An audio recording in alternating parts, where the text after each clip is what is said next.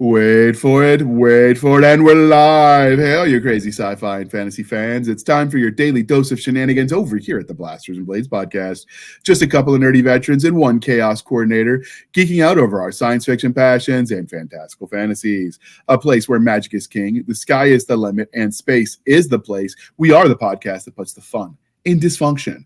So without further ado, we're going to let our guest, Miss Hunter Kay Wallace, introduce herself to our listeners and viewers at home. Well, hi. Thank you for having me. This is so exciting. Oh man, where do I start? I am a person. I have interests, and I don't know where they went. So I am author. Walks in the mountains where you read books by firelight, and I'm making this up as I go. But yeah, I live in the Bitterroot Mountains, just outside Missoula, and I have 12 chickens that I have not named because I'm an idiot, but I should have named them because they're my chicken babies. I also have some beautiful parrots, but it's my chickens I love, my ghetto outdoor backyard animals that have my heart. I'm author of the Migratory Farmer series, and I write fierce adventures with happy endings. Okay. I don't do the sad crap. So you plan on eating the chickens, or are they just pets? They're pets. Okay. I mean, when they stop laying, if they disappear, they disappear. I just don't want to know where they've been taken. I dig it. That's my dream, is to get a homestead in the mountains. I've been eyeing this property in the mountains of Virginia that's like 42 acres, but it just sold. I was really, really sad. But I've had that picture of that property line on my taped above my laptop. And so whenever I'm like, man, I'm tired, I just want to sleep, I look at that picture and I'm like, I can write another 100 words. So yeah, I get it. For me, I just chickens. It's okay. I do want chickens though. No camels. They're mean.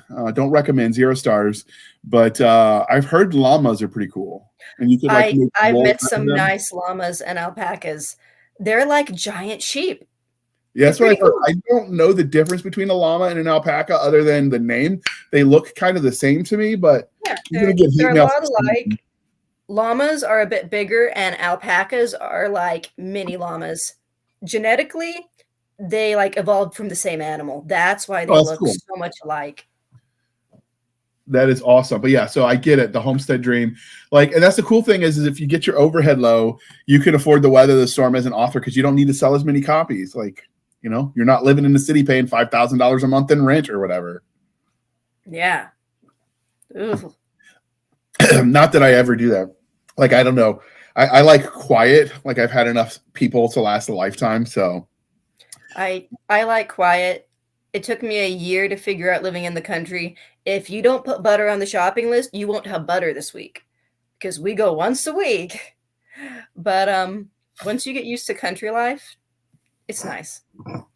Nice. I'm actually trying to practice skills I'll need. So I've started canning food. I make a mean chicken soup. And it's really fun. And the other cool thing about that is if you can it, you can take your freezer food and turn it shelf stable. And then when you move, you don't have to worry about am I going to get it to the other side into a freezer in time? I don't want to throw away a freezer full of food. And so you can sort of do it that way. That's really clever. We lost power in a bad storm 2 weeks ago. And so that's been life for a lot of people here in the Bitterroot Valley right now, as some people went a week without power. Some people it came on and then went back off. So I grew up on the East Coast where hurricanes are a thing. So the idea that you would lose power is not unknown. There are tricks you can do. If you've got a top loading washing machine, you fill it with ice and you can put your beverages in there and keep it cold. I know people that they get bathtub bladders, which it's like a pool liner, and you just fill it with water to the top, and it's generally whatever your tub is, it'll fill that far, and then you could either use that to brush your teeth because it is potable water, but you could also use it to flush the toilet if you have to. Although, if I'm being honest, if I'm using water just to flush a toilet in an emergency, I'm going to use water I can't drink. Because it doesn't really matter once it flushes, you don't care, right? If that was drinkable water. That's fair. Yeah, you learn a lot of tricks when you live places that gets a lot of inclement weather. I vaguely remember when I was a kid, we went 2 weeks without power, and so I've been prepared since. It did not take COVID to get me to realize, hey, like maybe I want to, be prepared just in case the supply chain breaks down. Like I already was. Just because, I don't know if you did Girl Scouts or whatever, but Boy Scouts too, you always be prepared with sort of a thing they beat into your head. Yeah, so. And then they have you go out and try to light something like, okay, to pass this off, you're going to light it with a magnifying glass. And then you see the clouds roll right over in the way of the sun. And everyone's like, try for 10 minutes and we'll just sign you off, guys. So, and as an adult, I'm like, oh man, hopefully I understood it. Yeah, that's one of the things. There's some skills I don't remember, like starting a fire without a lighter, because I just keep a lighter on me or a book of matches. But I also remember back when you used to get eggs were in like not styrofoam, but like the cardboardy material that you get the eggs in at the grocery store. Mm-hmm. What they put them in now will melt, it won't burn. But if you got the older ones, what you would do is you'd take that, you'd cut it so it's each individual square is by itself. You'd fill it with dryer lint, and then you would like pour like wax on top or something. Yeah, and you pour wax on top of it with a little string sticking out, so you can light the string to get to the to get through the wax to get to the dryer lint below, and you basically have built your own little fire starter. My parents, I'm sure they still have some in their garage that they made themselves. And then the other one I saw that was kind of cool is they took like old newspapers and they'd get them wet and they'd basically repulp them, and then they'd make bricks out of the pulped newspaper that were really compact, but they'd burn for hours in efficiency fireplaces. So it's kind of cool. The fireplace technology has come a long way, especially with the Arctic stuff. They've got some that will heat a whole house with one log for a day. Wow. Because they're just that efficient. I don't know how this became the preparedness podcast, but at least you write fantasy, so we could say it's book research. Yeah. I mean, I've done some weird out there book research. Yeah, I actually, when I wrote my first book, there was a scene where they're in space, and long story short, they've got swords because it's a ceremonial weapon, and they're killing the aliens who they think are demons. It's called The Demons of Corlair. And when I wrote this, so he's in space, 0 G's, so no gravity, and he's got a sword and he's trying to hunt down the demons. Like, this is sort of the story. And he dies because the other guy gets the protagonist gets the sword, takes it from him, and cuts his head off. And I got a note back from my publisher, and he's like, Jara, this is not how I think this would go down from a physics standpoint or from a medical standpoint. Like, do a little bit of research and fix this scene. So I call my aunt, who is an ER nurse, and I'm sitting at the Starbucks at this like long row table that's full of other college kids and a few whatever. And I'm talking to my aunt about cutting people's heads off, as one does. And I didn't realize that everyone was like sort of scooting further and further away from me. Like, oh, this guy's a little nuts. And next thing I know, I've got a police officer standing in front of me. And my laptop case is the one I used in the Army. So it's like the really rugged kind that you could probably run over it with a tank.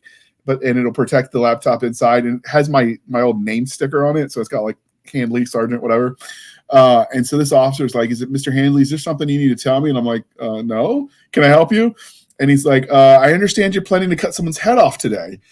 And I start out, and I'm like, no, a book. I'm an author, honest. And I turn around and I show him the book I'm working on to include at this point, we already had the cover. And he goes, oh, okay. He's like, my wife's a writer too. If you're not on at least one government watch list, you're not doing it right. That's right. Tell me what she wrote. I'm guessing it was like some sort of spicy romance, because otherwise, why wouldn't you just say, right? But I just thought that was hilarious. If you're not on one watch list, you're not doing it right. I mean, I already had one of those last night. Yeah, I just don't know if I say it out loud, if we'll have to cut it from the air. Yeah, it's weird, the people you run into that are connected to the book stuff. Like, I started noticing that when I was still ghostwriting before I started publishing my own stuff. It's kind of strange. They're everywhere, but there a lot of them are people, if you didn't know, you wouldn't know that's how they make their living. Because on the indie side, you don't need as many sales. Your overhead's a lot lower. Even if you spend, I don't know, $2,000 a book because you go full edit, like not everyone does. Like, you only need 4,000 sales, and you've done a decent living on that book. 4,000. So the numbers, if you can like direct sell or something. Yeah. Oh, even there are good ways to go. Yeah. But I mean, like, you don't need as much. So when you think of authors that are able to live off writing alone, TradPub wise, you're talking Stephen King and Brandon Sanderson. I'm looking at your name. But like, there are authors that can live off their royalties alone, but most of the TradPub can't. On the indie side, their numbers are so much lower because they're not paying rent in New York City. Yeah. Well, and even you've noticed probably that Brandon Sanderson has secret projects coming out where he's figured out, well, I have my fan base. So if I do some self-pub things and I produce them really beautifully, this makes sense. Yes. And friend of the show, who is also, I understand, pretty well, Katie Cross, she actually does that too. I actually reached out to her. I'm like, everything okay? I know, because I use KDP Rocket. I don't know if you're familiar with that program, which is now Publishers Rocket. I've heard of it. Basically lets you track with the numbers behind the numbers on Amazon. So you could be like, they're making X number of sales a day, earning X dollars. I actually like the program. I find it very useful. More like targeted for keywords and stuff than anything else, and to see if an idea before I write it has legs.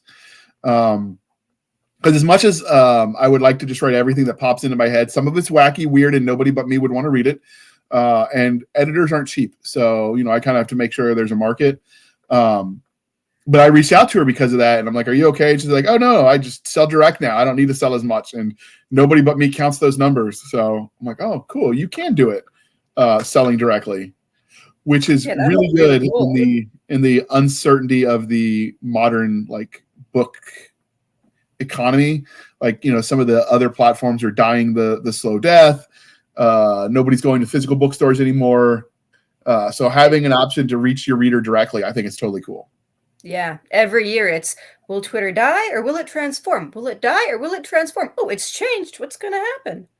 So I like Twitter just because I find it, like, some of the arguments are hilarious. I just at this point share memes. Yeah, but it's nice with direct sales, knowing that you are in control and no one can take that away from you, and nothing can crash and suddenly you're gone. Now, do you find you do actual decent sales on Twitter? I never sold there, and the temptation I've never sold on Twitter. Yeah, temptation to get political was too much, so I was like, "Yep, totally closing this account." No, the only one I have is the podcast. Yeah. But I am there. You can find my information there. It's not my most active place. Find me on Facebook for something more active. But if Twitter is what you use, you can find my relevant information and my dates on things on Twitter too. And I just share memes that are irreverent and make me laugh. My rule is I don't care about the politics of them, because I've shared left-leaning memes and right-leaning memes. It's, did I laugh? That's my only rule. But did I laugh? Because life's too short to take it too seriously. That's right. So, but yeah, it's weird, like how the book people are out there. I like the ones that will have like book-related stickers on things, because it can spark a conversation if you know what it is. And if you don't, you could just ask, that's a weird sticker, what's it mean? And you can end up with like long conversations with strangers about books, which is just awesome. Oh, that's great. I recently ruined my my favorite snarky writing shirt. Like, what did it say? Oh, goodness. Writer's block, when your imaginary friends won't talk to you. And I'm so upset. That. And I need to get a new snarky nerd shirt. I have one that's something to the effect of, you know what? It's something like, I'm a writer. It's okay. It's like riding a bicycle. It's easy. It's like riding a bicycle, except for the bicycle's on fire and you're on fire and the world's on fire, or something to that effect. I was gifted that when I finished my first Nano by a friend of mine. Yeah, I'm probably gonna have to get that one too. Get that one replaced too. I feel you. They wear out and they're so cool. And so I'm all up to nerd shirts. Absolutely, nerd shirts for the win. But unfortunately, also because the military thing, a lot of my non fandom shirts are all military related, and so some of them are irreverent and not for the squeamish. So, dark humor, it's a coping skill. So yeah, no, that's fair. All right. So, myself, wow, medieval people must have been hilarious just based on how stressful life was. They must have been like people who work in the ER. Like, hey, look, his head's rolling. The funny thing is everyone has this like idea of what it was like in the Middle Ages. They had more vacation time than we did. I mean, they were That is agrarian, true. and they didn't have as many rights, but I mean, it's like having seen the third world, it changes your perspective.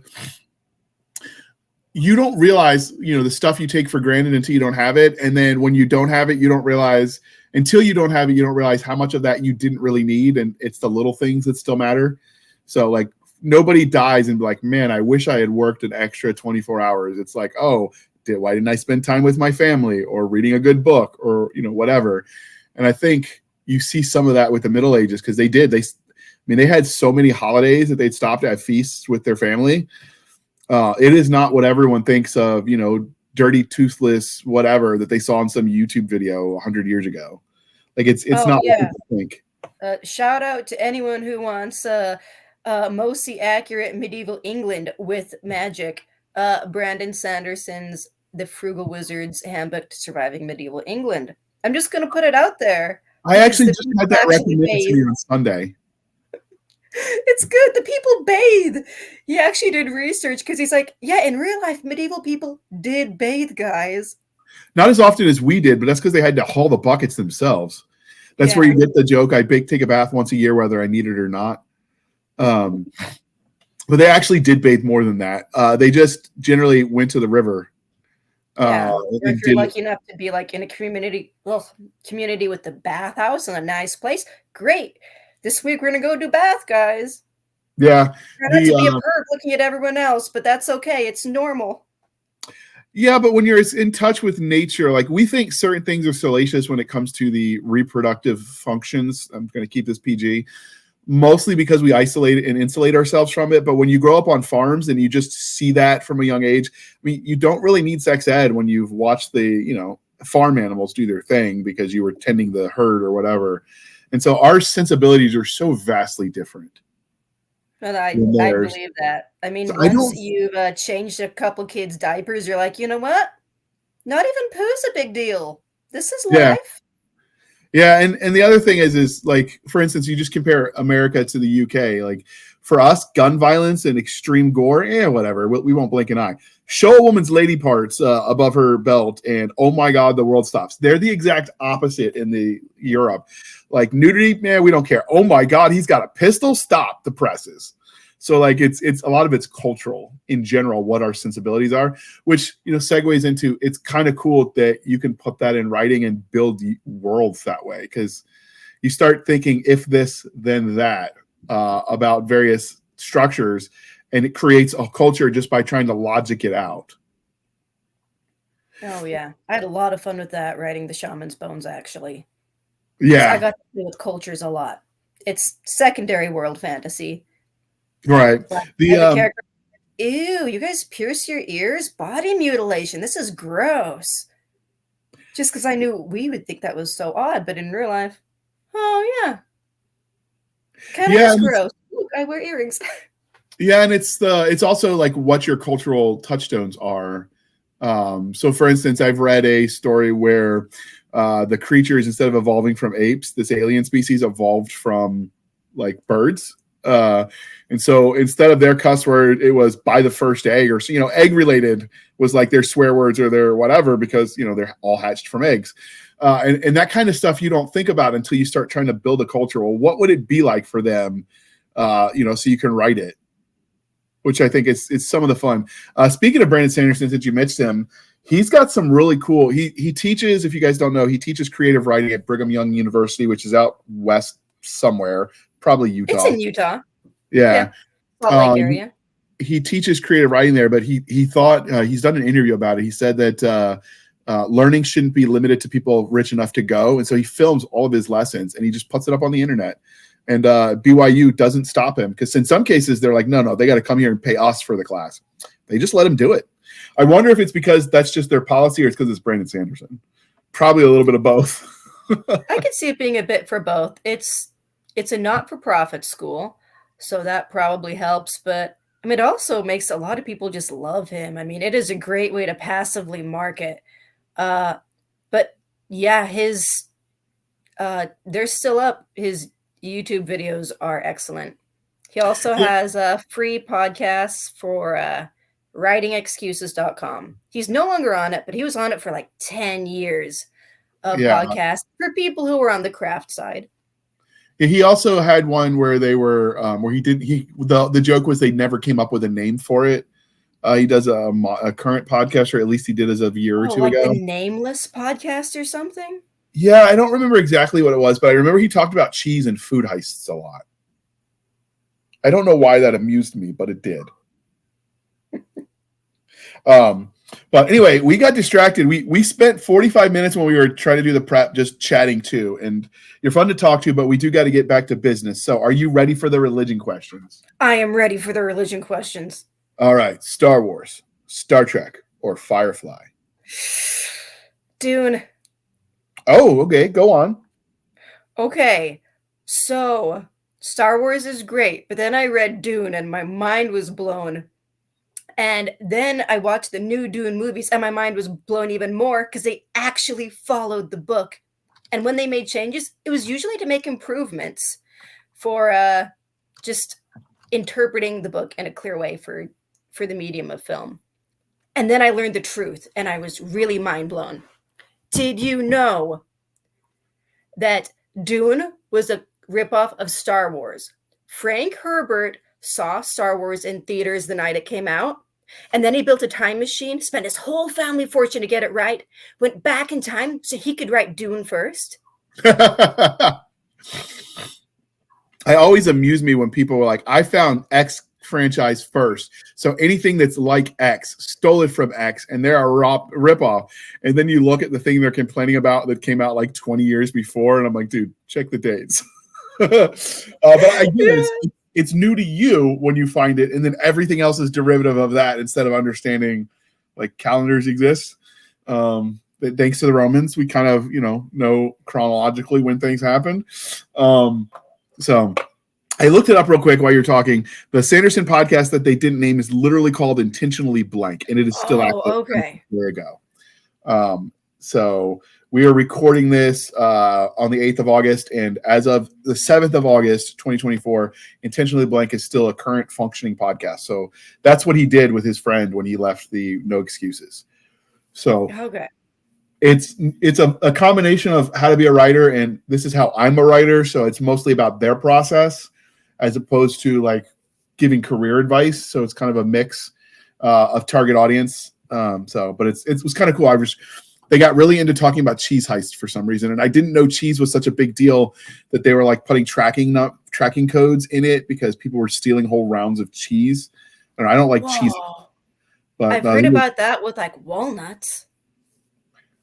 I wouldn't have thought about that either. Like, I don't know. I guess when I think I'm going to go steal something, I don't think walnuts are cheese. I mean, more power to the store and see how much it costs. Okay, that's valid. But when I first heard about it, the prices had like tripled for a cart of groceries. So, all right. So with that out of the way, because we are polytheistic here at the Blasters and Blades podcast, Game of Thrones, Wheel of Time, or Chronicles of Narnia. Wheel of Time. Go on. Teaser. I have not read all the books. I've read 3 of them so far. But my husband is hardcore Wheel of Time. So when we were picking a baby name for our son, he was like, what do you think of Elias? Oh, that's nice. Olda's coming back. Only after we name our son Elias do I learn he named our son after the wolf communication man. He snuck Wheel of Time into our family. That is awesome. The name that I wanted to pick for ours, I was vetoed. And I was told not only no, but hell no. Lance Scipio, so Publius Cornelius Lance Scipio, the elder is the guy, Publius Cornelius Scipio Africanus Aemilionis. Excuse me, I forgot the last one. I had to do a quick Google. But he's the guy that beat Hannibal at Carthage. So I was like, that's a strong name. That's a general's name. And not only did the wife say no, her parents said no, my parents said no, every one of our friends. I was just vetoed by everyone who heard the name. So you started it with something like, we could call him Pooley. No. I was like, we could use Lance. But it's just one of those things. I think it's cool where you like take inspiration from history or from good books. And Lance is apparently not in there. I was mixing up the name of the character I had with that one, which would have also been cool to use a character you created for your book, but it's Publius Cornelius Scipio Africanus Aemilianus, or Africanus the Younger, if it were. But yeah, it is. I don't know. It's always kind of cool when you think about places you come up with names from. That's the whole thing as an author, trying to come up with cool names for your characters. Oh yeah, that people can still pronounce. Yeah, the funny thing is if you're an author and you do that, you'll inevitably keep getting baby name stuff and like ads for Gerbers or whatever, because they just assume if you're looking up names that much, somebody in your life is pregnant, and so the algorithm starts sending you all the baby stuff. I remember that. I still get those. Yeah. Yeah, I remember I was living with my mom still at the time because I was between like getting out of the army and getting my VA stuff taken care of, and that started coming. And she's like, "Is there something you need to tell me?" And I'm like, "Yeah, I started writing a book." Because just be worried when it starts giving you banners for like therapy because of the things you've been looking up for your books. I mean, doesn't everybody get that? I thought that was normal. Although I do know that when my therapist actually at the VA, because I still do the PTSD therapy, my therapist read one of my books. He's like, "JR, is there something we need to talk about? Like, are you okay?" I'm like, "No, it's all make believe, honest." In this instance, this is not based off me, probably. Allegedly. It's fiction-ish with the ish doing the heavy lifting. That was probably my favorite thing about reading The Hunger Games. It was that the author let some PTSD things slip in. It's just, in the real world, fantasy stuff does some messing up to you, yeah. Yeah, I don't know. It was such a one-dimensional universe that it was a good book. I read it. The movies were okay. But it was, I don't know, it felt so one-dimensional. Like people would have rioted. Like, maybe it's just because I'm an American and we revolted for less. I mean, if you think about it, it was essentially a 5% tariff that we started a revolution over. And so like the idea that our ancestors, or not our ancestors, our progeny later, because this is like future, would just take it and like, yeah, it's totally cool. Like murder us by the dozens. We're cool with that. And not rebel. Like to me, I had trouble with that. Okay. That's also getting distracted. Yeah. That's the also reason I didn't like Star Trek. It was too utopian. Like the idea, like people are selfish. The idea that we would work just because altruism. Like, no, we're doing this because we want to get paid. So if you can't come up with a world where you factor in human nature, I mean, we haven't changed much since Cain and Abel. Like our toys got cooler, our language evolved, but fundamentally, we're not that different. Yeah. So anyway, all right. So one of the crying shames of adulthood is people stop asking you this question. So we are bringing it back. But what is your favorite dinosaur, Hunter? Okay, does it have to be like a dinosaur or kind of a dinosaur? Dealer's choice. Okay, the marsupial lion. You guys can go look it up. It was like a predatory marsupial cat thing that lived in ancient Australia. So of course it wanted to kill you because everything in Australia wants to kill you. Yeah. Yeah. And I got to sneak one into my novel. So that was my pride and joy. So how did you discover that one? I haven't heard of that one. Let's see. Honestly, I was doing research for my novel. Maybe we could talk about my novel now or later. But, we're getting ready to transition to that after we do the commercials, but you can answer it. I'm curious. Okay. I decided that any animal that has ever lived would be fair game in my novel. So I thought, if we're going to have kind of an equatorial weather location, let's have some fun. So I started looking up like predators and, okay, Australia, the biggest thing it has is a kangaroo. Great. And then I go further back in time and I'm like, you guys had some freaky stuff. Yeah. You would like want to be wolves and want to be tigers and want to be lions. It's cool that you're that excited though. Yeah. So it is a form of extinct Australian megafauna.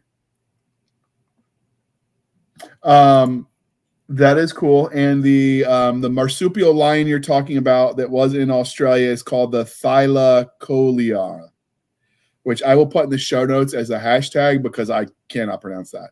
And it's also known as a pouch lion. So, because it's a marsupial. Right, which is kind of cool. Like Google for the win. I don't know. When it comes to ancients, like at the time, I started with, you see a lot of books where they've got like the war dogs that they ride, especially like the dwarves will ride either war dogs or like rams, mini rams. And that sent me down the rabbit hole of like dog breeds. And you find out like the Caucasus wolves that fight bears, or the Caucasus dog. I'll have to look it up. But like there's a breed in the Caucasus Mountains that literally will fight bears of dogs. They're huge. Some of this is the inspiration for Cujo. The iconic dog. And so you start looking and then you find dire wolves, which are like wolves but cooler and bigger. So I get it. Like historic animals can be fun. Like I totally ride a dire wolf into battle if they're big enough. I don't know. I have to look at how big they get. I don't know if size, but they're cool. I'm like, here, puppy. I mean, if you have to, you just ride a pair of them. Yeah, it's cool. Hook them up to a chariot or something. But yeah, I don't know. I started looking at, so I get it. You go down the rabbit hole of all these creatures that could be fun. Although, if you think about like a predator that big, you have to factor in what the hell are they going to eat? Because that becomes a thing. I know that's one of the reasons Katie Cross wrote the Spring for Spears series. I can't remember the name of the series. But they actually, instead of like Pern's dragon riders, they had wolf riders. And I'm like, I totally do that. That's cool. But then you got to feed them. It'd be like a teenager in your house. I don't know if you've got any teenage boys in your house, but they eat a lot. So basically like that. All right. Because we are civilized human beings here at the Blast and Blaze podcast, we are no longer knuckle dragging troglodytes. Coffee or tea, and how do you take it? Oh, man. I'm really into herbal teas like peppermint. But my current thing, definitely not tea, but I can be the poster child for Circle Water. It is flavored water, and I really like it because I can't say if it's good for me, but it's making me drink a lot of water. Some of the water memes you see out there, because in the infantry you judge everything by like the color of your urine, because are you drinking enough water, right? It's just a military thing. But when you start to see those jokes, you start to see others. They've actually had someone try to market diet water as a thing to sucker people into buying bottled water. And I'm like, it's got 0 calories. I'm like, because it's water. But oh, goodness. There's sucker born every minute because I'm sure somebody bought it. Like, I'm drinking diet water. It's better for me. It's from the mountains. That's great. Most water eventually starts at the mountains, then goes downhill. That's how water flow works, guys. Yeah, that's the other thing you see a lot of fantasy worlds where like they don't understand geography, so like they'll have the water flowing the wrong direction or up a mountain. I'm like, magic, you can get away with a lot, but damn it, you better tell me that's why it's doing that and acknowledge that it's unusual. Because you got to factor in like geography and geology affects everything. So it's always funny that things you learn, like there are whole books like that break down all those weird nuances that you'd never think about until you start trying to build a world. And just the idea of what kind of money they have can lead you down like weeks of research. Oh yeah. That's why sci-fi is easier. You just call it a credit and like nobody understands how like digital money works. So like they're just like, oh, totally. And then they just move on. You can't get away with that when you go medieval as much unless you barter. No, yeah, but I mean, bartering historically is tried and true. So one of the things that I liked about the bazaars in Iraq, which is basically outdoor markets, but is you could actually do that. You could haggle. Like they would get offended if you didn't try to knock. I mean, they'd take your money, but they would get offended if you didn't try to argue, like haggle the price back and forth. And the stories they would tell you would get like progressively like strange. I've got 3 wives and 15 kids to feed. And then you see them later talking to someone and the number is different. That's great. My husband lived in Russia for 2 years, doing some church work. And he definitely learned to haggle. Here it's rude. There it's expected. It's just a cultural difference. It's fun though. Like once you get past the cultural hangups, like the price says it's $5, I'm paying $5. Once you get past that, and that's partly because of chain stores, they don't have a lot of like pricing leeway. But once you get past that cultural hang up, it's a lot of fun. If he was in Russia, he should check out the video Frank the Tank, which is a comedian went to Russia on a school trip, and he ends up accidentally joining the Russian mob. It is hilarious. I'll see if I can't find it for the show notes, dear listener. Every time, like I've watched it dozens of times, and I like die laughing every single time. So I'm actually a zombie, people. All right. Well, we're going to pause for a moment while we shamelessly shill for the man, and then we're actually going to start talking about your book because that's the reason we brought you here. But first, that beautiful commercial. If Princess Lenathena cannot stave off civil war, then a mad goddess will surely take the throne. The king of Lithonia is dying. When he is gone, Lithonia will be ruled by either a cruel sadist or a 6-year-old boy. Princess Lenathena Morthon is third in line, and she has no intention of letting her country burn. She will do whatever she must to protect her people, even if that means leaving the country she loves. When the mad goddess of Hathor sets her gaze upon Lithonia's throne, the king decides to use Princess Lenathena as a bargaining chip with his closest allies in Kael Danan. Now stranded in a foreign country, away from her center of political power, Lenathena must use every tool at her command to scrape together allies and save her country from a fate worse than death. But will her would-be husband be one of those allies, or just another enemy?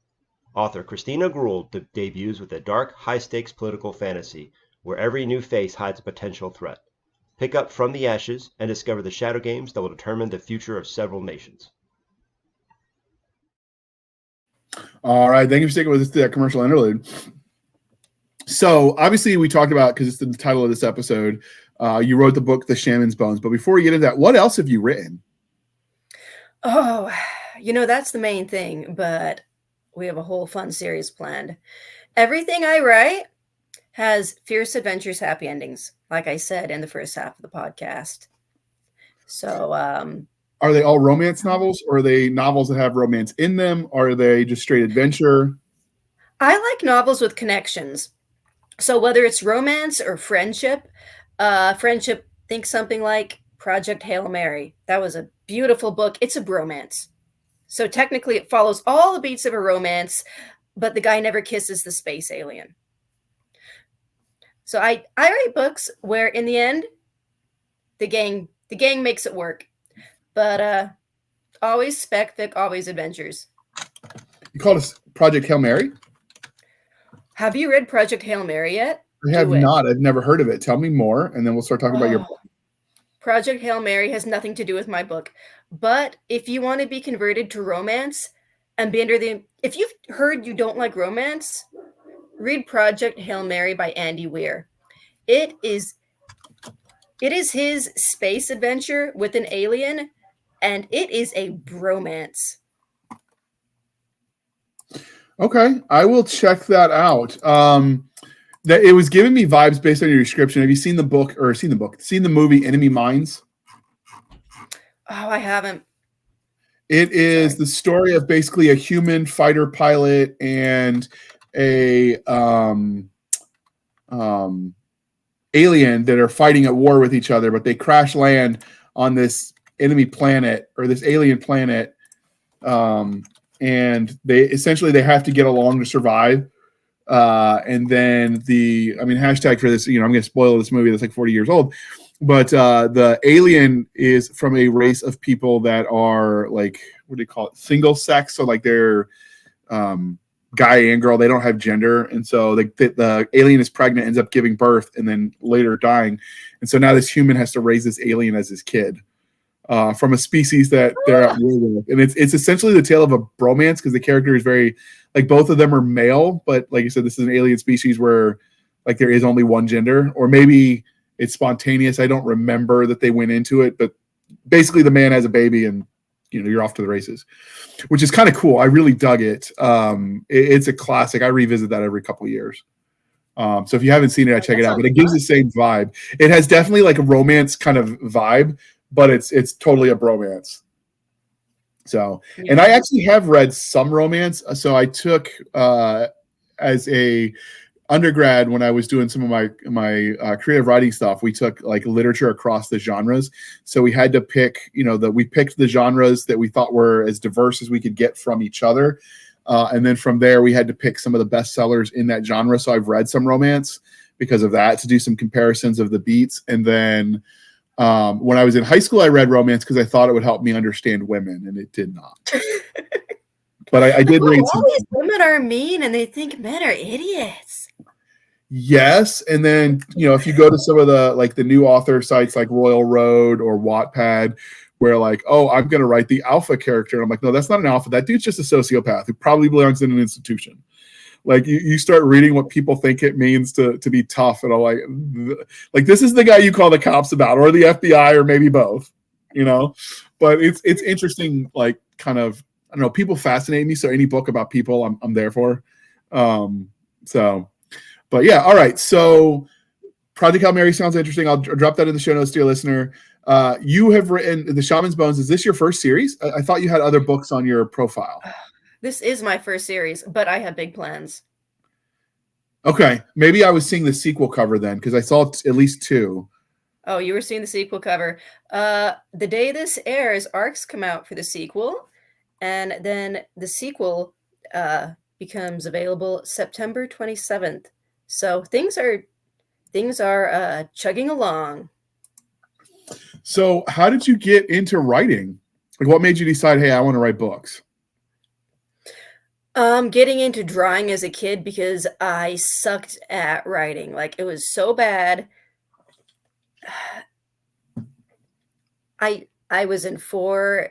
If you count that I did one school twice as 2 schools, I was in 4 schools in kindergarten, and it whacked me up so bad that swore off learning to read. But I loved art, and in a circuitous way, once I had the reading finally down, I learned what I really love is expressing a really fun idea, like a fun story. Okay. So transitioning to that, did you always like reading? Obviously you weren't always a writer, but did you always like to read? Yeah, I was one of those lucky kids where their parents actually sat down and read with them, and where their teachers actually seemed to care. Nice. I did too. So I actually started reading probably books that were inappropriate. I was reading Stephen King in 3rd grade, probably more to shock the teacher than anything. And that's when the teacher and my mom at one of those parent conferences are like, your kid's an asshole, here, let's fix it, kind of thing. Back when, parents actually sided with the teachers instead of, blaming. Yeah, he's a jerk, I believe you. But I know they were like, well, these the books he's reading aren't really appropriate for his age. And when he starts talking about them to his classmates, he's kind of freaking them out.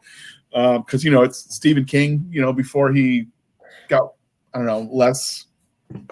I don't know. His later books don't have that same darkness, I think, that some of his earlier work did. And so they introduced me to David Eddings, and it was just, from there, it was just off to the races. And then Orson Scott Card's Homecoming series. I don't know if you've read that one. Oh, I've heard of it. I've heard it's good. It is amazing. I've read Ender's Game, and it's a book with 8-year-olds, but it's not written for 8-year-olds. But it was very good. It was definitely a mind F through to read that novel, about what he did. Although I did enjoy the movie. I mean, it wasn't a 1-for-1 shot, but I thought it captured some of the essence. Yeah. And I liked seeing their interpretation of the sport in Zero Gravity that they did. I thought that was kind of cool. And I could, and the cool thing is there is not a single sport out there that didn't at some level start as a training ground for young warriors. So it's kind of works with just the history of sports in general, that they would use that to train their young officer candidates. So I don't know, it's kind of cool. All right, so that's what you've written. Now let's talk about the Shaman's Bones. So first, I'm going to throw that cover up there. Now, did you make this cover yourself since you said you were an artist? What's the story on this art?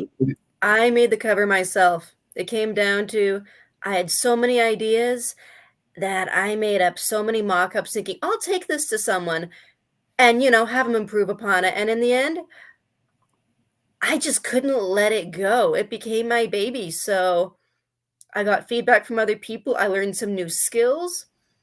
And it was It was a really fun project where I felt like I could use some of the skills that I've had and take them up a level. I mean, I like it. It looks professional, and it's got that same trad pub kind of ethereal quality to it, where I don't know, like almost the silhouette and the sketch drawings that you see on some of the more modern fantasy. So I mean, it definitely fits the genre. You get the mountains in the background. Did you paint it with glitter like it looks? Oh, I didn't. Um, well, yes and no. Some of it already had glitter. Some of it I actually, some of it I did apply a glitter, a glitter treatment to digitally. Um, so that was one of the skills I had to learn. That and things like becoming familiar with custom fonts. Um, and it was a great opportunity to ask friends, so what do you think? Okay, now what do you really think? Yeah. I dig it. I think the art is good. Did you end up keeping a copy that you could like frame for your I Love Me wall since you actually did your own art? Well, I own the rights to it, so I just need to go make myself up one. That would be kind of cool to have your own art because, I mean, not only is it your book cover, but it's actually your art like on your wall as a poster. That'd be kind of cool. Oh, that would be fun. And if you own the art to it, you can like set up like, I don't know, Teesprings or Tiavana or whatever the current site people are using and like sell merch for it, print on demand kind of stuff too. Oh, that would be really fun. And the cool thing is they do all the work for you. So you just have to upload it and then let them do their thing. And then send people that way. I'm all for being lazy, like delegating the work where I can and it's affordable and profitable. So I totally dig it. So first, before we get started talking about the book, what would you say the age range is for this story? So if somebody's sitting at home with their kid, like what is the youngest you would say it's appropriate to read? Oh, teen, so like say 12. Okay. The main character is 19. So it's in that transitional content stage where we have the scary moments, but if your kid can watch a PG-13 movie okay, they can read this book okay. Okay. Is at any point in time are you gonna be doing audiobooks for it? Oh, eventually, but that's still a little ways on the horizon. Okay, that's fair. They're not cheap to produce. And some of the, how do I say this nicely? Some of the reporting on sales numbers is murky at best. There we go. We'll leave it at that so we don't get sued. So I totally feel that. I dig the cover though. All right. So what is the origin story for the concept? Like, how did you come up with this idea? Oh man, it's quirky. So I had a writing prompt. It actually came out of Brandon Sanderson's writing excuses on an episode. And it was use a piece of music to inspire a work that you can make. And I thought, oh, I know.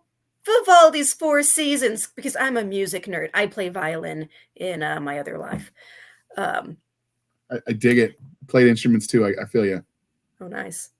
And then I thought, how can I break Vivaldi's Four Seasons? I know. Let's make a world with no seasons. I get into research mode, and I'm like, this is possible, guys. Our world has a wacky axis. It's crooked. All you got to do is straighten it out. So, oh goodness, what was the question? What was the origin story? That was my story seed. What could we do if we had a fantasy world where it doesn't have seasons? It turns out it's really bad. Where it's cold all the time. Where it's hot, it's real hot all the time. You don't get mosquito die-offs. Weirdly enough, there are crops that we have that you could not grow. Things like wheat, most berries like raspberries, strawberries, throw in grapes and apples, where if they don't have seasonal temperature shifts, they can't be grown. So, so my idea was, what if we make like niche adventure farmers? Their thing is, yeah, guys, we travel up and down this meridian, going through like artificial season making for specialty produce. And I thought, well, what if each stop along the way is a book and something crazy happens in a village they visit? So that's where it came from. The Shaman's Bones is about a fantasy where they stop on the equator and some shenanigans happen involving upsetting a whole pantheon of animal gods and also having to get chased by some shadow monsters, which turn out to be not good. Do you know when you saw that that inspiration challenge? Oh goodness. Would have been writing excuses, season something. So I don't remember. It was at least a few years into it because they had Mary Robinette Kowal on their team and she wasn't there for the first few years. I could probably go find it though. I'm just curious. Ironically, I wrote a short story inspired by music, which was inspired by real life. So I've done that before, and it's weird because once you get an inspiration like that, like I wrote to 10,000 words in literally like a day, that short story, and I that was the one that was nominated for a Hugo. One of my short stories. I didn't win. I didn't make it past the reading list, but it made the list. Yeah. But it was inspired by a song. It can be cool to let that happen. Although for me, it was the lyrics, and you're describing like essentially classical music that doesn't have words to it. Yeah, then I said, screw it. Yeah, I don't know. I could be like Flight of the Valkyries, which is iconic. I mean, of course, when everyone hears that, they think that Apocalypse Now scene with the helicopters coming in. But like, I could see some of the classic music definitely inspiring certain vibes. I don't know if I was going to use anything. I might use. Have you heard the soundtrack for Last of the Mohicans? Not by memory.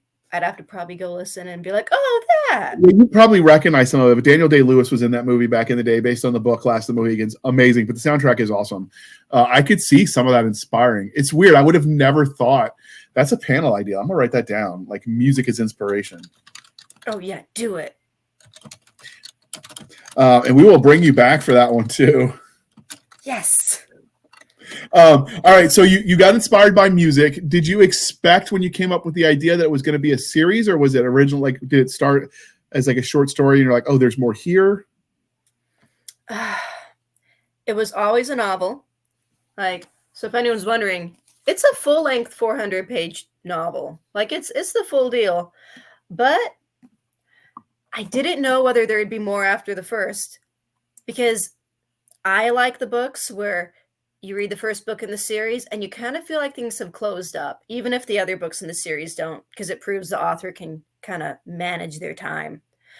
But then after reading the first book, it was just so much fun. And I realized this is so much potential that every book we can go a little farther in the trade route and we can stop and have a new adventure and a new magic and a new love story.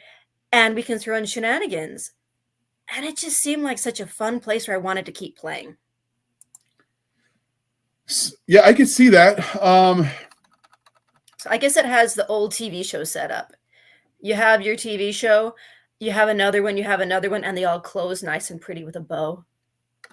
So how many words was that? You said 400 pages. Like, what did that translate to? What, 150,000 roughly? Let's see, 114,000. Okay, that's a chunking book. But I use generous margins. I'm not one of those evil people who, see, standard margins, none of that stuff was like itty bitty. Hold on, put that back up. I'll put you solo screen. Give me just a second. Oh yeah. Oh yeah, there's glare on my screen. But if you look, like, I have very. Oh yeah, I have merciful margins. So yeah. I'm sure some people could do it in less words.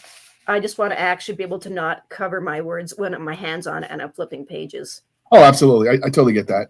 So that's the inspiration. When it comes to writing, did you like outline the world or did you outline the story first? Because essentially what you described with your inspiration was the world itself. Which came first in your head, the world or the adventures? The world came first, and then I paired it with some quirky characters that had nothing to do with each other. And I thought, what if I mash these together, guys? This is going to be nuts. But this is going to be nuts. So what can you tell us about those characters? Is it like one main character? Well, first off, POV, is it first or third? It's third. And we have a character that gets the stronger emphasis, Yolanda, who's 19, and she's an adventure farmer who gets into deep trouble. But we also have some other people too, her cast that's there to help her out. We have the very cute blasphemer who will say nothing good about the animal gods, but he knows a thing or two.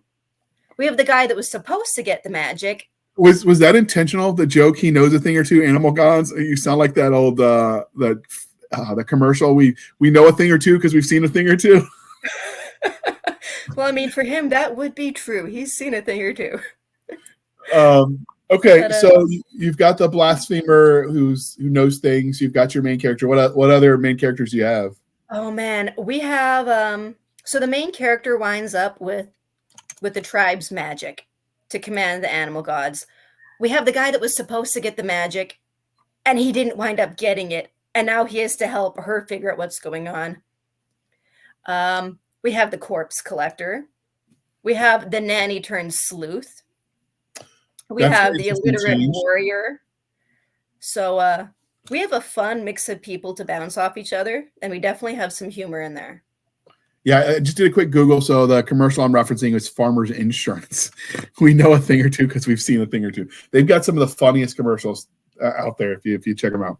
But so are all of the gods that are there animal related, or are there multiple pantheons? Like, how did you set that all up? In this book, they are all animals, and because they're animals, they don't talk. So, working with the gods is a little bit of a trick. But the second book has a human-esque god. Every book is different. I'll just say that. Just like in different cultures, they've historically had different kinds of pantheons or gods and goddesses and different kind of like folk beliefs. So every book will get something new. These gods that they deal with, are they actively involved, or they sort of exist passively in the background from a writing standpoint and world building? They're actively involved. People take animal corpses for their bones and the shaman uses the bones to summon the gods. So when the shadow monsters come, the gods, who are also animals, can destroy the monsters. And that works great until we've upset the gods and they won't come to our call anymore. And the shadow monsters get worse. So the book turns into a fun quest to go find the corpse they need to go summon the god they need. So is it kind of Druid-esque for inspiration as far as the religion in book one? Yeah. The kind of thing where if you think of caveman religion is not the right kind of term. But yeah, when you look back at early human history, or even some of the modern human histories that have maintained some of their old culture, like say Australian Aboriginal culture, or some of the Native American ones, I took more that view. Okay. Of the animal deities. How flushed out are the characters? Obviously, the girl Yolanda is the main character. Are the other ones? Would you consider them also main characters, or are they more secondary characters in your head? I consider them main characters because they have arcs and they have interests. Okay. But if I had to give the book one story, then it's Yolanda's the adventure farmer. That is cool. Now, do you have a favorite of the supporting cast, secondary character, however you want to classify them? Do you have a favorite? Like, obviously, all your kids are your favorite, but if they're not listening.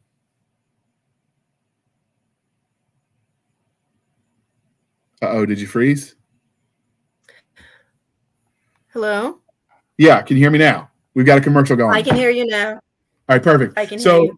Obviously, all your kids are your favorites if they're listening, your fictional friends. But who's your favorite of the supporting cast for Yolanda? Oh, my favorite of the supporting cast.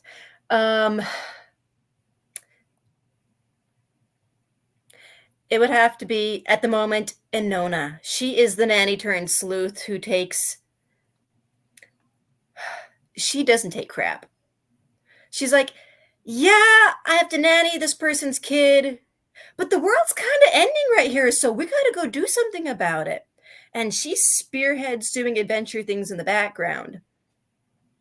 Because, you know, it's the mom experience, but not the one that we think of, but the one moms actually live. Like, okay, I got this kid. We're going to throw her on my back and we're going to go get it done. Okay. Now is Probably the whole experienced that too. Yeah. Is the world more like, because it's the Migratory Farmers is the name of the series. Are they living out of the back of kind of wagons and moving around like nomads, or is it just this group that does that? Just this group of specialty farmers who wants to raise niche crops because it's cool. And, you know, if people will pay for like whatever in real life in our world, why won't they pay through the nose for an apple in this world? Okay. That's a kind of a neat concept. Did you take any inspiration when you have this like nomadic, almost gypsy-like culture? Did any of that come into play for you? I did go for those vibes quite a bit. Same color palettes with like the attire too, because they definitely have some flamboyant clothes, and I'm here for it. Oh, mine don't have that. I mean, you know, dyes cost money, man. But you can build your own. Well, I guess if you have to find the plants to do it. But it is supposed to be very fun and very well, my main character has a culture shock when she winds up living in a village full of sitting people. Like, wow, why do you guys have all this stuff? I can never carry all this stuff with me. Oh, it's because they don't have to carry it everywhere they go. They can have chairs. It's okay, Yolanda. You can have a chair. So some authors are known for like putting various things in there. So like some authors, it's the food. They have the describe a little bit nuts on the food sometimes. Is there something from a artistic standpoint that you think your writing is known for? I mean, obviously you're talking characters, but things you emphasize about the culture. Is it the food? Is it the friendship? Is it the nature? Like, what is it for you that trips your trigger that you try to, you know, have a little bit of fun with? Prehistoric animals. Yeah. Every book gets a prehistoric animal because why wouldn't I? And now your trip to the museum is tax deductible because it's research. That's right. I got to have a Tasmanian tiger in the Shaman's Bones too. And that was so fun for me. Now, do you... yeah, that's a big one. And then the relationship to the gods. So with the animals that you described, do you try to go with what we know of them as they existed, or do you change some of their temperament just for the fun of it? Oh, I try to keep them pretty close. Like, I mean, it's a lot of guesswork anyway. It has little feathers on it because now we're coming to learn they probably were kind of fuzzy. Granted, pteranodons would not be able to breathe our air very well, and we would not be able to breathe theirs. So, you know, there was a little bit of rule of cool on that one. The cool thing is because of the way 3D modeling has gone, there's a whole science, and I can't remember the name of it, where people will take like the vocal cords of various creatures and they can recreate what they would have sounded like, even though we have no way to know it. And so like there's a couple of YouTube videos floating around where like they took actual like animal bones from the dinosaurs and they figured out what they would sound like. And I have to tell you, the T-Rex doesn't sound as scary as you would think. I mean, it's big, so obviously that's reason. But if you heard that, you're like, oh, that's so cute, right up until he chomps your head off. You know, it's like a piranha. He doesn't have to look big and scary. Right. He just is. But it's cool that that you can do that kind of stuff now. So rule of cool definitely for the win. Yeah, my kids are at the ages where my youngest where he's still into dinosaurs, so we do lots of. And then we watched Camp Cretaceous, which is amazing. It's a cute little show.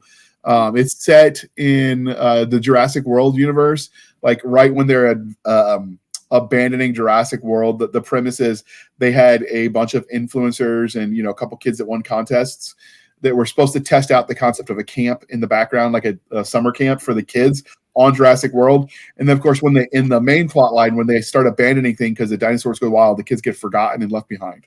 And it's them surviving, on this dinosaur planet. Because why wouldn't a bunch of 12-year-old kids just go full, Caruso, right? That's fine. I mean, everyone leaves their kid at the grocery store like once, right? Same Yeah, thing. I mean, or twice, whatever. You're tired, okay? People, don't at me. So when you add the animals, do you plan on keeping that going, like one prehistoric kind of cool animal per book? We have at least something per book. We Yeah. have dinosaurs and Australian megafauna and the shaman's bones. And then when its sequel, Stitching Power, comes out in September, we get a saber-toothed cat. Oh, nice. I just want someone to say, "Here, kitty, kitty." That you almost have to with a saber-toothed cat for reasons.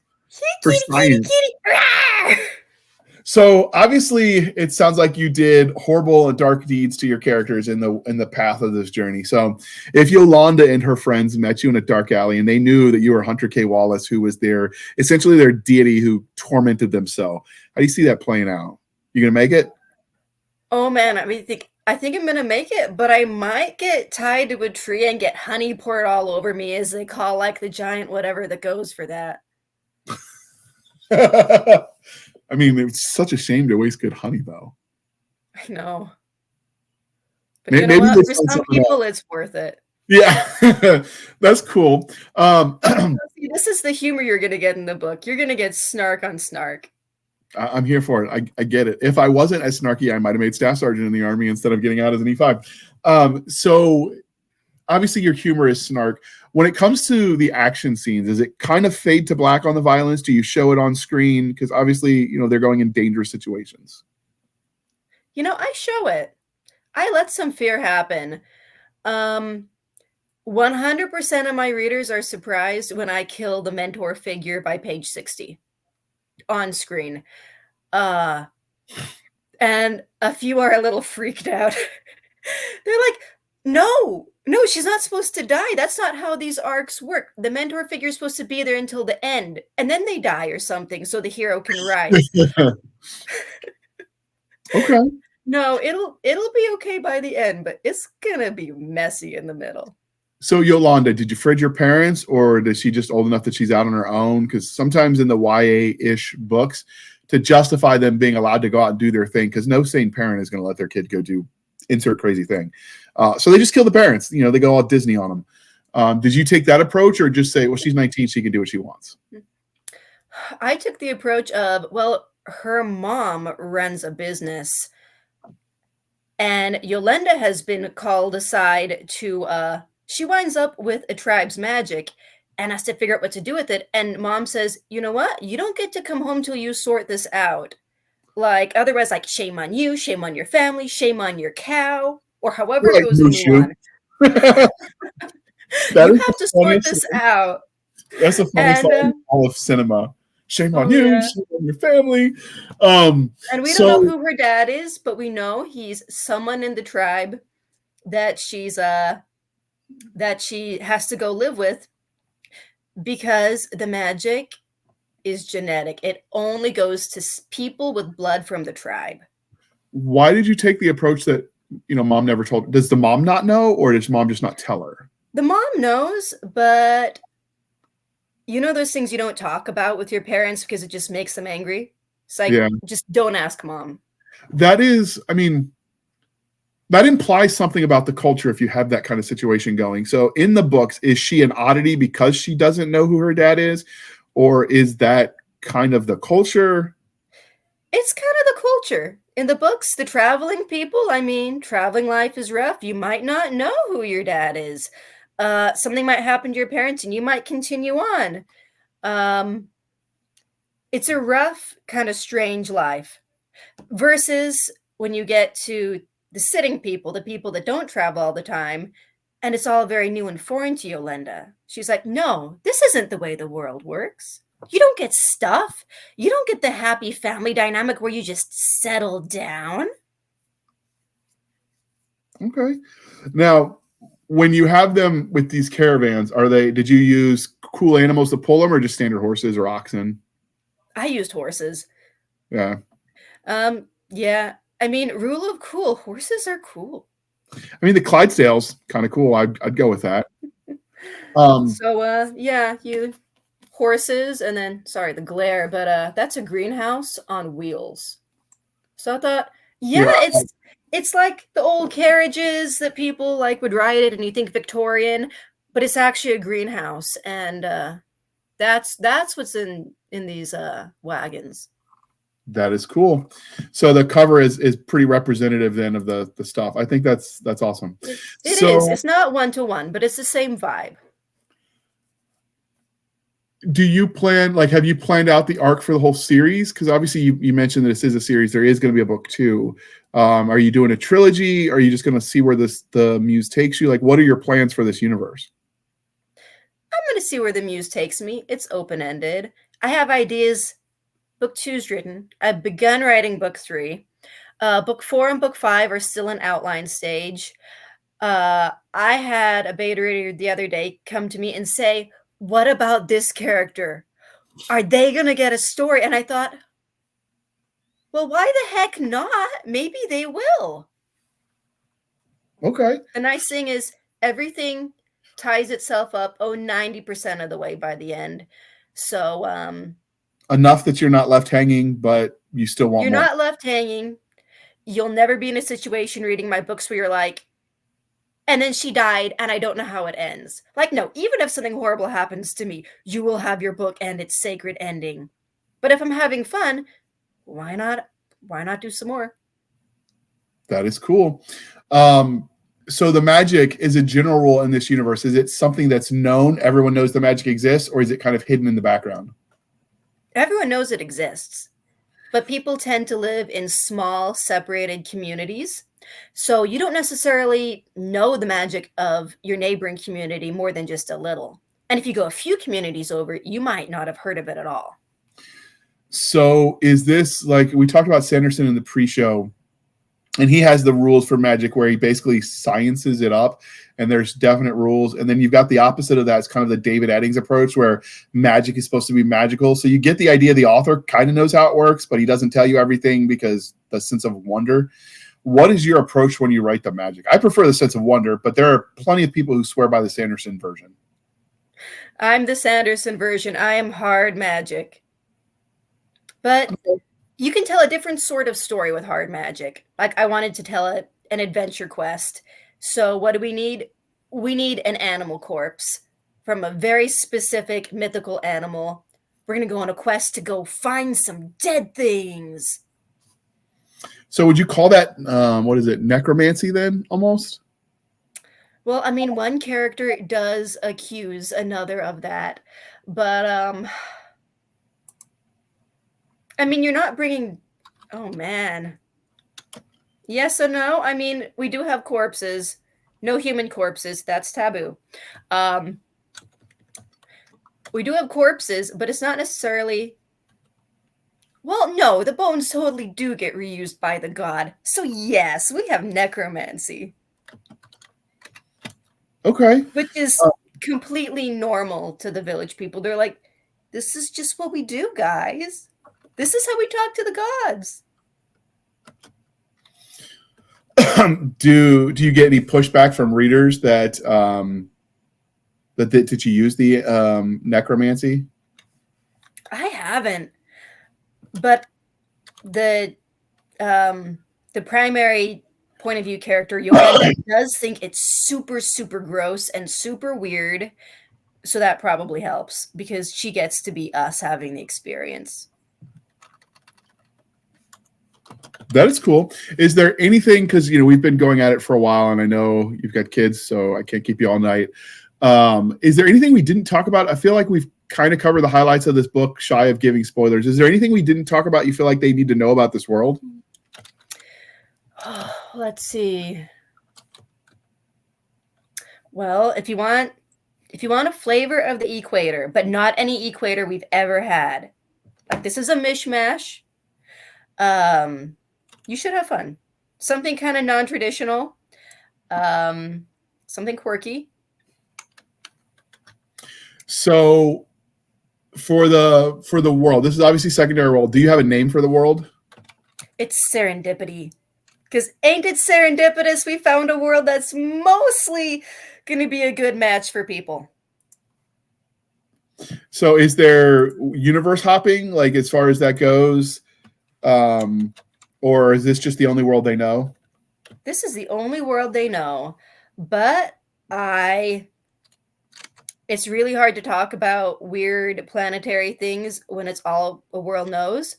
So there's a nice memo in the front between the gods.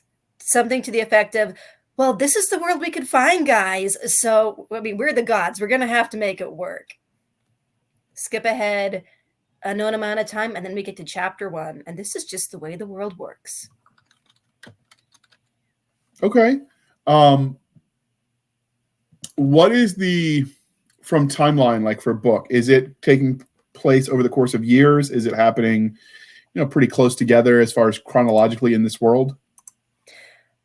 Let's see. This book, start to finish, lasts about under 2 months. Okay. And then the next book will take place a couple years later. Partly so I can give the next main character a little time to grow up a little bit, and then he can have an awesome adventure. So is the universe going to be each book is a succession of different main characters, or is Yolanda going to be it the whole time? It's going to take the model of every book. We have a reoccurring cast, but the focus is on this character. Next book, this character from the secondary characters gets to shine. Next book, this character from our secondary character pile gets to shine. So we get old friends finally getting their adventures. Okay. Now, so will Yolanda be in the future books, or will it? She's not in the second book, but she will come back. Okay. Is there anything else that we need to talk about that we somehow missed before we wrap this up? I don't think so. Okay. I mean, I'll think of it later after the podcast, but right now I don't think so. Yeah, that's how it works. As soon as you hang up the phone, you remember what you wanted to say. Always works that way. If I can shamelessly talk about what's on the radar. Go ahead. Shaman's Bones is currently out, and if you give it a try and really like it, then about a month from now, September 27th, the second book will be out. So almost no lag time to try something new. And I really like the cover. You guys will be able to check out the cover as soon as this airs. Before then, the second book's cover will be released. And I mean, not to toot my own horn, but I'm going to. This is really fun. I hope you guys like it. It sounds that way. So if people wanted to stalk you, follow you on the internet, how would they do that? Oh, they can stalk me best on Facebook. Okay, and that'll be linked on Facebook. I'm Hunter Kay Wallace. You might see some things for me that's Hunter Coles with a C Wallace. That's just my maiden name because I'm really sad to lose all my friends now that I'm married who will never be able to find me because they don't know my married name. Okay, that makes sense. I also have a website, hunterkaywallace.com. And now and then you'll find me on Twitter, Hunter Kay Walla 1, or X as it is called now. Now and then you'll find me on Instagram at hunter.coles.wallace. Okay. With that, this is the part of the interview, dear listener, where I remind you to please be kind and speak your mind on the reviewing platforms. Your reviews help the right readers find the right book, so do your part. It really does matter. We appreciate it when you do. You tweak the algorithms. You tell the publisher, hey, this book's cool. People like it. Recommend it. Remember, when you write the reviews, you are talking to other readers, so you're telling them why you liked it or why you didn't. You're not actually talking. Most authors, not most. I know there's a significant number of authors who say they never read them. So just kind of keep that in mind. But you're talking to other readers. And if you help a book by pimping it out and you like it, you're going to help get more of it because you're sort of signaling in the marketplace of ideas that, hey, this is kind of cool and we want more. Yeah, and if you don't like it, then it helps someone else know not to make the same mistake. If you hate fantasy romance, I mean, if that wasn't clear on what it was, you leave it in your review, your grievance, and then other people know, oh, yeah, no, that book's not for me, or, oh, tell me more. So reviews make a difference in helping the right book get into the right hands. Absolutely. All right. And this is the part where I tell you, you can find us on our Linktree, linktr.ee, Linktree/Blasters and Blades podcast, where we link to all the things, the bits, shoots, the rumbles, the YouTubes, the TikToks, the Twitters. We have our email, blastersandbladespodcast@gmail.com, for professional purposes only, people. We have our Facebook group and Facebook page. And more importantly, we have Madam Stabby Stab on the Instagram, Twitter, and the email. So send all the shenanigans her way. She's here for it. We have our website over there on podcasters.spotify.com. It's a bunch of gobbledygook. Trust me, just go to the link tree. But if you go to our website on Spotify, you can help support the show for as little as 99 cents a month. You can help keep the lights on. Every penny helps, and we appreciate your patronage. Or you can support the show more directly by going to buymeacoffee.com/author J.R. Handley. Again, buymeacoffee.com/author J.R. Handley. Be sure to put in the comment section that is for the podcast, and I promise I will keep my co-hosts duly caffeinated. They will drink that coffee brand coffee until it turns their hair brown. With that, I will remind you that the link is in the show notes. The code is Podcast Grunts for 10% off that coffee brand coffee, where you get 10% off with our code. We get a little bit of a kickback. It's a win-win. It's not a drop shipping company. It is made and roasted in America. Obviously, the beans are grown elsewhere. But you, as Americans, if you're ordering there, you are supporting local company, and it's always a good thing to support local business. It's something I'm passionate about. So with that, thank you for spending some of your precious time with us. For my crazy co-host, I am J.R. Handley, and this was the Blasters and Blades podcast. We'll be back next week to indulge our love of nerd culture, cheesy jokes, and all things that go boom. Thank you for coming on. This was a lot of fun, Kay. Hunter, excuse me. You can call me whatever. Just don't call me late for dinner. Absolutely. I just was looking up because, I tend to like whatever I'm looking at is what I say. So sometimes if I'm in public and there's other things around, I've been known to call people like pizza or coffee because it's whatever distracted my eyeballs. It happens.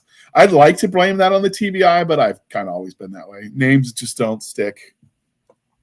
So, all right. With that, people, I have ADHD, so I'm like, what? But so you can appreciate the neurologist when I was going through the TBI clinic at Walter Reed. That was how they described TBI as like going to bed normal and suddenly waking up with really bad ADD. Because it's like, oh, look, squirrel. And it's worse than like from a psychological standpoint, they tell you it's worse than a severe TBI because they don't know what they lost.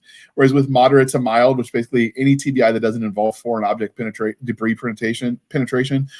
So nothing broke the skull cavity. Those people know exactly what they lost, and it makes it even more frustrating because like I used to be able to do this. But you're like, I'm just weird now, guys.